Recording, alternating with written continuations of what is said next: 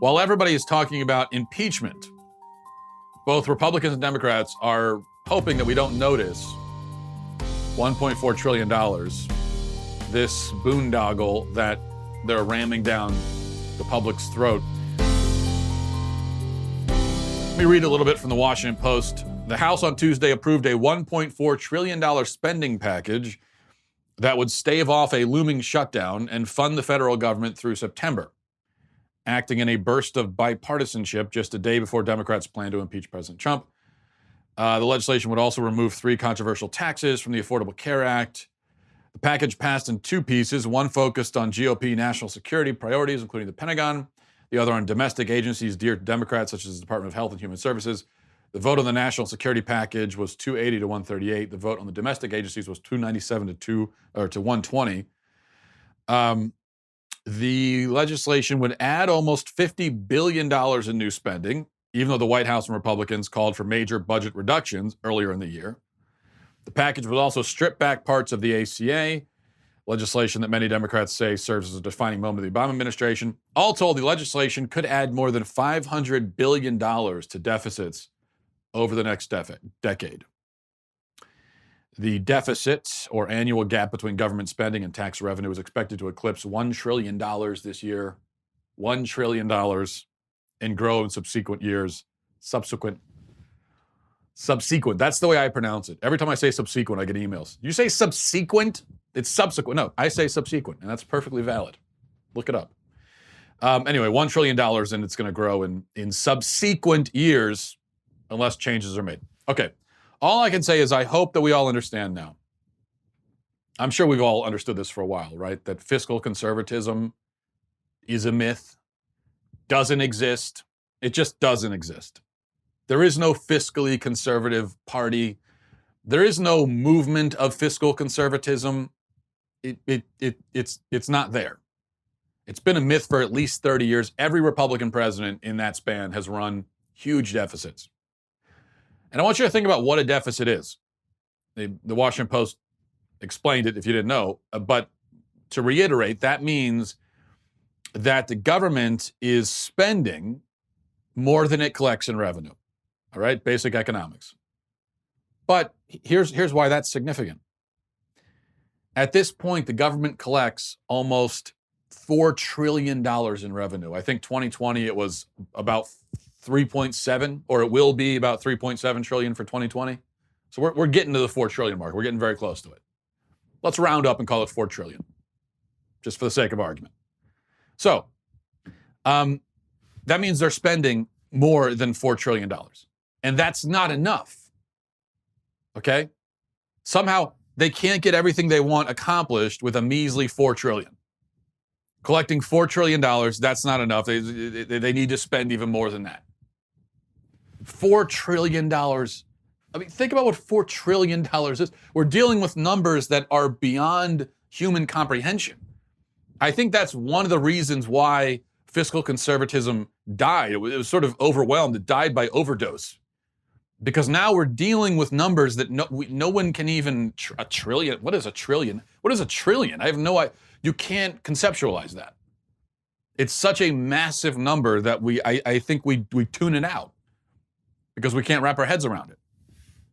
Well, here's one way to conceptualize it. Collecting $4 trillion in revenue is the equivalent. So the government collecting $4 trillion in revenue is the equivalent of the government confiscating all of the wealth of half of the world's billionaires. If they were to line up half of the billionaires in the world, take everything that each one of them is worth, that's about $4 trillion. And it's not enough. So they're doing that every year now. Every year, the government is spending the equivalent of all of the wealth of half of the world's billionaires. And they need to spend even more.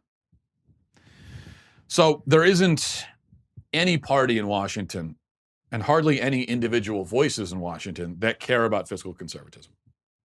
That's dead. That doesn't exist. Nobody cares about it. There was a movement of conservatives, there was a conservative movement for a little while, I think the Tea Party, this was one of the big focuses of the Tea Party. What happened to that? What happened to the Tea Party Republicans concerned about, they got bored with it.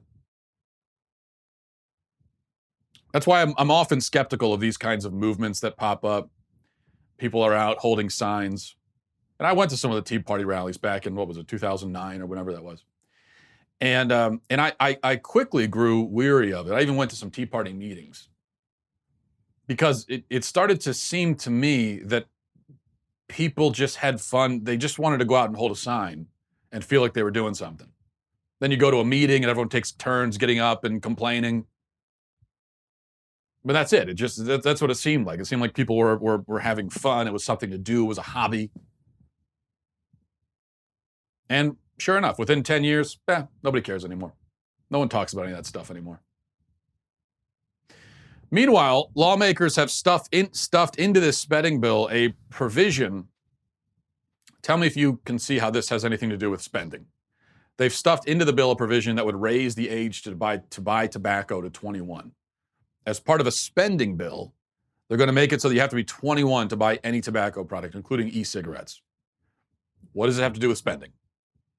Why wouldn't this be a separate piece of legislation that they take out and debate specifically?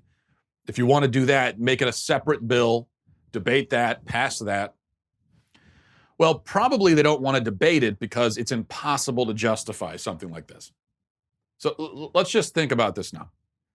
You have to be 21 to buy a pack of cigarettes, or once this law passes, this spending bill passes, which it will, you have to be 21 to buy a pack of cigarettes or a vape cartridge. Is that what it is, a cartridge when you vape? I don't know whatever it is. Whatever the kids are doing these days. You have to be 21. You are not, according to the government now, you are not old enough or mature enough to make the decision to buy a pack of cigarettes or to vape before the age of 21. But you are old enough to drive at 16. So at 16, we're going to trust you to pilot a 4,000-pound chunk of metal down the highway at 75 miles an hour. We're going to trust you to do that.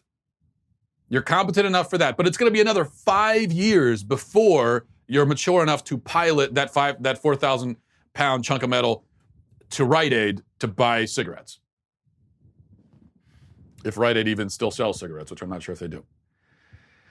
At 18, so that's 16. 16, you're already old enough for that. At 18, we're going to trust you to open a bank account. We're going to trust you to get a tattoo, which is permanently marking your body. We're going to trust you to enlist in the military. We're going to trust you to go skydiving. We're going to trust you to serve on a jury. We're going to trust you to buy fireworks. We're going to trust you to buy a shotgun. We're going to trust you to sign contracts. We're going to trust you to sign a mortgage. We're going to trust you to get married. We're going to trust you to vote. But you won't be old enough to vape for another 3 years. So you're old enough to do all that stuff. You're not old enough to vape. That's where we draw the line. Thank you for tuning in to The Daily Wire, one of the fastest growing conservative outlets in the entire country. If you enjoyed this video, be sure to give it a like and then subscribe to our YouTube channel so you don't miss out on any of our content.